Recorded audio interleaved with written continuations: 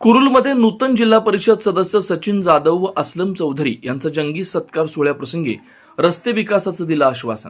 नूतन जिल्हा परिषद सदस्य सचिन जाधव सत्कारासोबतच युवा केसरी ओम लांडेंचं गौरव, कुरुल ग्रामपंचायतीचं कौतुकास्पद उपक्रम. स्वाती लांडे यांनी मांडल्या रस्त्याच्या व्यथा. जिल्हा परिषद सदस्य सचिन जाधव यांच्याकडून तातडीनं मार्गी लावण्याचे आश्वासन. सचिन जाधव यांच्याकडून कुरुलच्या रस्ते विकासाचा शब्द. बाळासाहेब लांडे यांच्याकडून जंगी सत्कार सोहळ्याचं आयोजन. ही बातमी संकलित केली आहे तडका न्यूज मराठीनं. पाहत रहा तडका न्यूज मराठी. वार बुधवार दिनांक 25 फेब्रुवारी रोजी सायंकाळी 7 वाजता कुरुल येथील ग्रामपंचायत सदस्य बाळासाहेब लांडे यांच्या निवासस्थानी नूतन जिल्हा परिषद सदस्य सचिन जाधव आणि घोडेश्वर पंचायत समिती सदस्य असलम चौधरी यांचा शाल, श्रीफळ, फेटा बांधून भव्य सत्कार सोहळा ग्रामपंचायत सदस्य बाळासाहेब लांडे यांच्या हस्ते बांधून अत्यंत जल्लोषात संपन्न झाला. पंचक्रोशीतील विविध क्षेत्रातील मान्यवरांचा शाल, श्रीफळ, फेटा बांधून सत्कार बाळासाहेब लांडे यांच्या हस्ते करण्यात आला. यावेळी कुरुल गावचा सुपुत्र आणि महाराष्ट्र युवा केसरी ओम लांडे याचाही सचिन जाधव, असलम चौधरी, बाळासाहेब लांडे यांच्या हस्ते विशेष सत्कार करण्यात आला.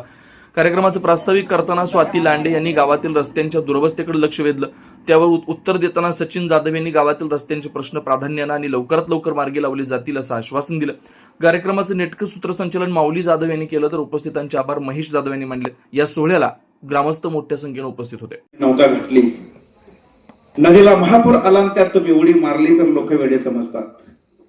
पण खवळलेल्या समुद्रातून आणि महापुराच्या नदीतून तुम्ही सुखरूप आणि सही सलामत किनारा गाठला तर जे लोक तुम्हाला वेडे म्हणतात तेच लोक हार घेऊन सत्कार करायला पुढे येतात. पण सत्क्रांती ही वेड्या लोकांनी केली, क्रांती दादा आपण केली आहे. ते सोपं नव्हतं. निवडणुका अख्ख्या महाराष्ट्रात लक्ष या निवडणुकीकडे लागलं होतं.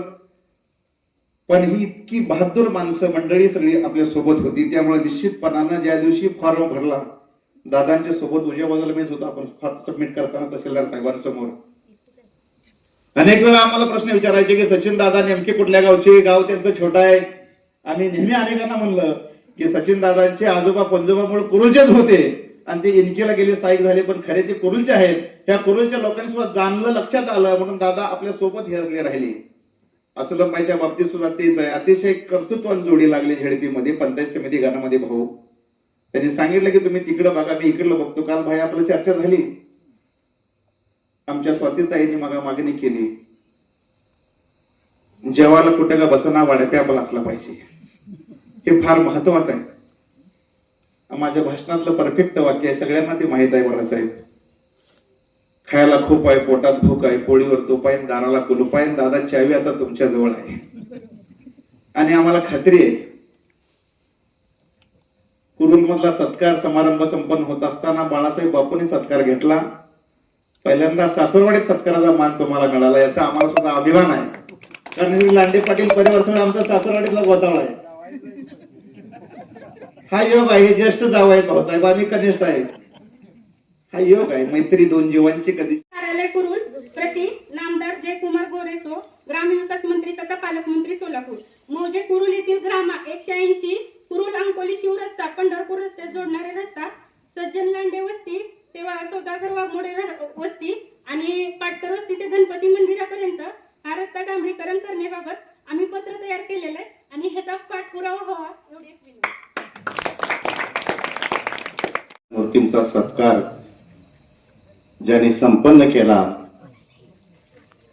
ते जीवनाच्या संघर्षामधून सामाजिक क्षेत्रामध्ये काम करत असताना, अनेक चढ उतारामधून जात असताना, वंचितासाठी, निराधारांसाठी आधारवड बनणारे आमचे ग्रामपंचायतचे सदस्य स्नेही बाळासाहेब लांडे यांचे मी प्रथमतः आभार मानतो. गेल्या काही दिवसापूर्वी झालेल्या पंचायत समिती जिल्हा परिषदेच्या निवडणुकीच्या विजयी उमेदवाराच्या भारतीय जनता पार्टीचे जे उमेदवार आपण विजयी केले त्या विजय उमेदवाराच्या सत्कार समारंभाच्या निमित्तानं आज आपण या ठिकाणी उपस्थित राहिलेलो आहोत. दादा, गेले 6 महिने झालं रात्राचा दिवस करून तुम्ही परिश्रम घेतलं. तालुक्याच्या दक्षिण भागामध्ये आपल्याला एक चांगल्या पद्धतीचं नेतृत्व असावं अशी आमची अपेक्षा होती. त्या पद्धतीने आमच्या अपेक्षा आज पूर्ण झालेल्या आहेत. त्याचबरोबर कार्यकर्त्यांनी सुद्धा गेल्या 20 ते 15 ते 20 दिवसामध्ये जे परिश्रम घेतलं, त्यांनी अहोरात्र परिश्रम घेतलं दादा, आणि मतदारसंघातल्या मतदार बंधूंनी आपल्यावर विश्वास टाकलेला आहे. त्या विश्वासाला पात्र राहून बाळोदाजींचा मला संध्याकाळी 12 वाजता फोन यायचा, पाटील ह्या भागात असं चाललंय आणि त्या भागातल्या माणसांची अशा अपेक्षा आहेत की आपल्यापाशी आपण दादाला बोलू असं म्हणायचे. मी दादांना फोन करायचो, दादा स्मित हास्य व्हायचे आणि बोलत राहायचे, दादा बोलत नसायचे. त्यावेळेस आमच्या काळजाची धडकन वाढायची, कारण आम्ही कार्यकर्ते जरी जुने असलो तर दादांचा राजकीय प्रवास मात्र नवा होता. ह्या भागामध्ये खरंच सर एक संघर्ष मोठा होता, परंतु ज्या ज्या भागामध्ये आम्ही जात असताना, ज्या ज्या मतदारसंघामध्ये मतदार बंधूंच्या समस्या जाणून घेत असताना मतदारांनी आम्हाला ज्या समस्या सांगितल्या दादा, त्या समस्या आपण डॉक्टर बाबासाहेब आंबेडकरांनी जे आपल्याला संविधान दिलं, त्या संविधानाला पात्र राहून आपण ज्या आपला शासनाचा निधी जो मिळतो तो वंचित घटकापर्यंत, सर्वसामान्यापर्यंत पोहोचवण्याचं काम तुम्ही करावं अशी आमची अपेक्षा आहे. गटाची निवडणूक आणि त्याची सगळे धावपळ मागचे 2 महिने इथं बसलेले सर्व माझे सहकारी यांनी केली आणि आपल्या सगळ्यांच्या यशाला, आपल्या सगळ्याच्या प्रयत्नांना यश मिळालं. त्या यशासाठी मी आपल्या सर्वांचा खूप खूप आभारी आहे. बाळासाहेब बापू लांडे कुरुलमधलं एक वेगळं व्यक्तिमत्व मला भेटलेलं. त्याच कारण सांगतो. मी प्रचार करत असताना ज्यावेळी मी बापूंना सोबत घेऊन फिरायचो आणि फिरत फिरत मी घरी आलो, स्वातीताईंनी वहिनीने माझी ओवाळणी केली, मुलांनी सगळ्या मुलींनी माझ्यासोबत फोटो काढले, व्हिडिओ काढले. एक उत्साह होता, खूप उत्साह होता सर. आणि मलाच असं वाटलं की हे खूपच वेगळं आहे. म्हणजे माझा राजकीय प्रवास हाच सुरू झालेला होता ना, म्हणजे तुमच्यासोबतच सुरू झाला म्हणा एक थोडक्यात. तुमच्या ओळखी आणि माझा राजकीय प्रवास सोबत सुरू झाला बापू. आणि हे मला इतकं भावलं आणि मी खरं म्हणजे एक माझ्या मनाला ते खूप छान वाटलं. आणि त्यानंतर मी तुमच्यासोबत तुमचे जे 2 वार्ड होते ते वार्ड आपण फिरलो. प्रत्येक घरात तुमची ओळख असायची आणि तिथल्या भगिनींना तुम्ही म्हणजे नावानं हाक मारून ताई, अक्का, आत्या, आलोय, या बाहेर या. म्हणजे खूप मला अटॅचमेंट बघायला मिळाली तुमची. आणि ते करत असताना त्यांच्या अडचणी काय आहे तुम्हाला माहित असायच्या. म्हणजे यांच्या नळ कनेक्शन नाही आहे किंवा ह्यांना घरकुल हवा आहे किंवा ह्यांची लाईट हवी आहे, काय अडचण आहे ते पण तुम्हाला माहित असायची. तर मला खूप म्हणजे असं वाटलं की मला खूप अभ्यास करावा लागेल, म्हणजे सगळ्या लोकांच्या अडचणी समजून घ्यायला किंवा ह्या सगळ्या गोष्टी कळायला. म्हणजे एक वेगळा अनुभव मला खरं तर कुरुलला दिला. कुरुल गटाची ज्यावेळी निवडणूक सुरू झाली त्यावेळी कसं झालं की घोडेश्वर गण आणि कुरुल गण. मग घोडेश्वर गणात खरंच मी अस्लमबाईंवर सोपवून दिला होता विषय. आणि तिकडची बाकीची गावं माझी जुनी परिचयाची असल्यामुळं सगळी लोक तशी ओळखीची किंवा पूर्वीच्या संपर्कातली असल्यामुळे तिथं मला फारसा वेळ देण्याची काही आवश्यकता वाटत नव्हती. आणि ते तसं झालं पण. म्हणजे त्या लोकांनी तिकडं खूप त्यांनी ते विषय सगळे हाताळून एकत्रित करून तिथल्या अडचणी त्या सगळ्या एकत्रित करून ते केलं त्यांनी.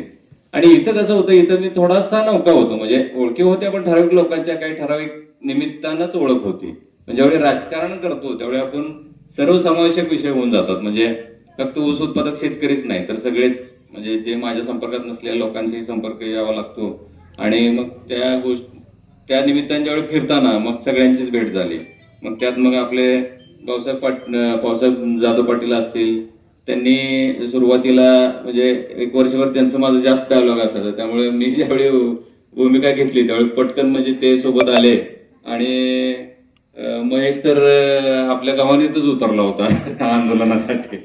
आणि मग त्याच्या घरी गेल्यानंतर तो म्हटला असं करा दादा, असं करावं लागतंय. म्हणजे ठीक आहे. शेवटी कसं आहे, जकरा कारखाने स्थापना चेअरमन साहेबांची भावना त्या पाठीमागची शेतकऱ्यांसाठीच होती. पाटकर साहेब तुम्हाला माहित आहे, म्हणजे 2010-11 पासून कारखाना आपण चालवला तो शेतकऱ्यांना माळेसाहेब समोर ठेवूनच चालवला. आणि त्या दिवशीचा निर्णय घ्यायला मी एक दिवस मागितला आणि चेअरमन साहेबांना विचारून मी तो निर्णय घेतला. आणि आपले सगळे प्रचार दौरे सुरू झाले वाड्या वस्त्या. मग भारत बापू सोबत असायचे. मग भारत बापूंची गाडी पुढं फास्ट. काय प्रमोद बापू नाही त्यांच्या वस्त्या सगळ्या माहित, वाड्या वस्त्या कुठं जायचं, काय कुणाला भेटायचंय, कुणाशी काय बोलायचंय. मग बापू म्हणणार तुझा रस्ता मी करून देतो, तुमची भांडणं मिटवून देतो, मी असं करतो, मी तसं करतो.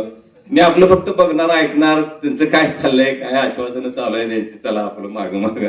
आणि आताच उल्लेख केला, कोण बोलला आता, हा बहुतेक बोलले, मी सचिन दादाला सांगायचं असं, दादा आपलं नुसतं अस्मित हास्य करायचं. मला मी अंगावरून गेलो, मला कळतच नव्हतं काय बोलावं काय नाही. आता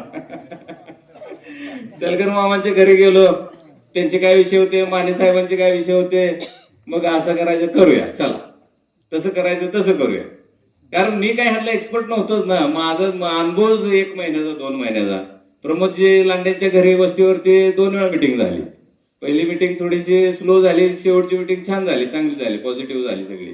त्यांचा हा मुलगा जो ओम आहे त्याच्याशी मी भेटलो, गप्पा मारल्या. त्यावेळी तो अजून जायचा होता कुस्तीला मला वाटतं. मग त्याच्याशी चर्चा झाली. रमेश आप्पा वसतात त्यांचे, त्यांनी त्यांचे नाव त्यावेळेस सांगितलं होतं मला, आता तुमचं